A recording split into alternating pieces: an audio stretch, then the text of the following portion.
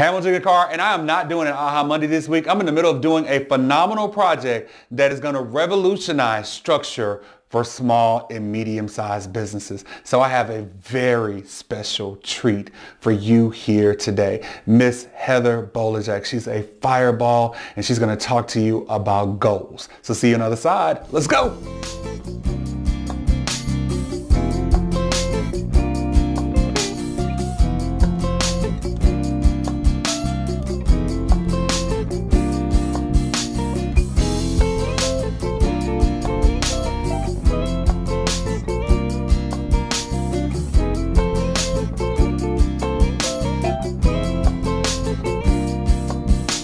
Welcome to Aha Monday. It is my honor and pleasure to be here with my dear friend and colleague, Oginga Carr.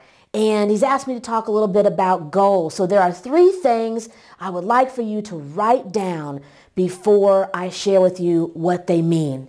And the first one is throw it away. The second is ask for help. And the third is get creative. So we're in January. We're almost at the end of January. And for a lot of us, we're in the middle of a lot of change. Change that we couldn't control or self-imposed change, because this is a natural time of year where we think about wanting to change in certain areas. And I'm constantly on the road like Oginga, traveling the country, talking to other people, motivating them to change, talking about how to perform better in all areas of their jobs and also in HR. And while I was in the middle of all of these things happening, there were major changes in expectations in my own business, requirements for how I do what I do. And I thought, how am I going to achieve the level of high performance and hit the measurements that I've always been able to obtain, given all of these new changes that have been imposed upon me, things that I cannot control, new variables for how to perform my role as a professional speaker. So I began to look at everything, and I got really frustrated. And the first thing I started to do is what we all do. I started to get way down in the weeds and analyze it all and look for some way to struggle through it and figure it out. And then I just stopped, and I did something I never did do. I took the process I was used to, a proven process, by the way, that's been working. It's put me as one of the top professional speakers working with a client based upon their system of measurement for the last 6 years that I've done this. And I took a look at my own processes. I saw that my performance was stagnating and even starting to fall off. It's kind of that law of diminishing returns. You can only do so well and operate at capacity for so long before you begin to have lower output. And I decided to take the risk to throw it away. So I want you to think about where you are the most secure. Where do you want to achieve performance? What's your current process or something you really have relied heavily upon that you're now going to take away from yourself? I call this something that I love from a movie called Mr. Mom, and it's called the Whoopee. Do you have a Whoopee? It's like a security blanket. At one point, the Whoopee was a functioning full plush blanket. It served a purpose. Later on, it is just a tattered clutchie that's been stapled together that's barely a semblance of its former self, and it no longer serves a purpose other than comfort. And for me, my Whoopee was just the way I had always delivered some of my professional talks, and a specific system that I had and some of the same resources that I'd always offered to people, and they work. There was nothing broken about it. I was comfortable in that, but I wanted something more. And because things were the same, even when things are great, but they're still the same, you start to experience burnout. And when I got to the end of December, people would just show up to my classes, and I was mad they were there. And that's a good sign of when you need a break. And I'm like, okay, this is what I always wanted to do. I'm out as a professional speaker. My ability to do this depends upon people showing up, and they show up to register, and I'm annoyed. And I decided that the way to achieve my goal was to throw it away. Take something away from myself that I always used. So I took a special package of resources that I've always offered, laid out in a certain way, my offer to anyone in the room of things that I know and believe will help them, and I completely took it away from myself. I didn't change anything else.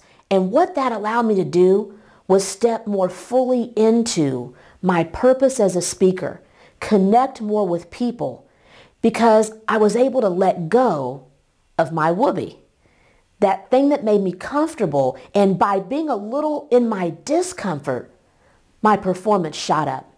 Instantly, I was exceeding by far the numbers I had at the end of December, feeling a lot less stressed and freed by letting something go. It was just weighing me down. It served its purpose for a while.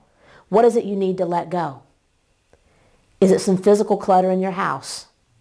Is it a piece of technology that you think you have to have that to do everything, and you need to start handwriting again? You have to take something away.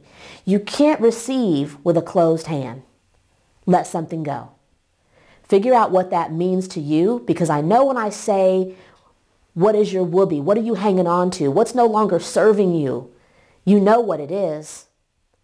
Let it go. The second is ask for help. I'm a classic overachiever.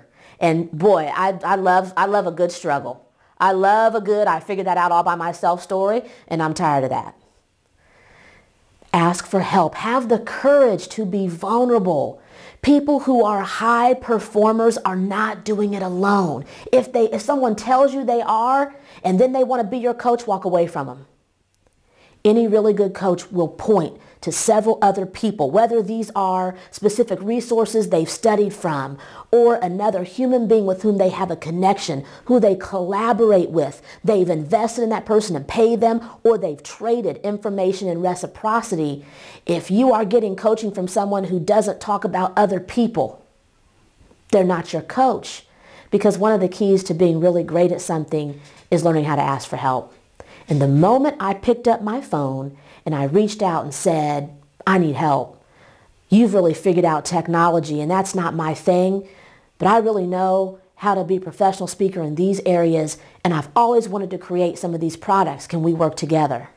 That's how I ended up here in Memphis, right here in the studio with my friend Oginga Carr. I just picked up the phone and was willing to ask for help. And I'm right here achieving a goal that I have spent 8 years with one company and had never achieved, because I was just trying to figure out every single piece on my own. And I found someone who I trusted, and through reciprocity, we were able to collaborate. If you want to really stretch your performance and your satisfaction and peace to the next level this year, make a list of people who won't judge you, who won't shame you, who will have reciprocity. They've already proven to you who they are, and that you can count on them and pick up the phone at your time of need.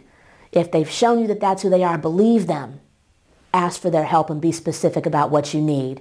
Do it in the next 30 days. Call and ask for what you want. The final area that I want to recommend is get creative. Get into the right side of your brain. Do something that's completely out of the box and totally just creative, whether that's writing, singing. I don't care if it's going and doing karaoke, if it's something that involves play. There are a lot of studies that show people who are very task-based. If you're focused on goals right now, I know you're an achiever. I know that you're in your head a lot, and that means you've got to connect into that heart center. And how we do that is moving from left brain thinking to right brain, and that's by being forced to play, get creative, laugh, actually create things with our hands, do things that involve moving away from an outline and just singing or speaking, whatever it is that you can think of that you would love to create. It's an art class, it's pottery. There are very specific things that does to the brain when you make yourself get creative. So over the next 30 days, throw it away, ask for help, get creative. This has been Aha Monday. My name is Heather Bolejack. I'm so glad to be here with my boy, Oginga Carr. Make it a great one. You see, that's the type of people that I roll with.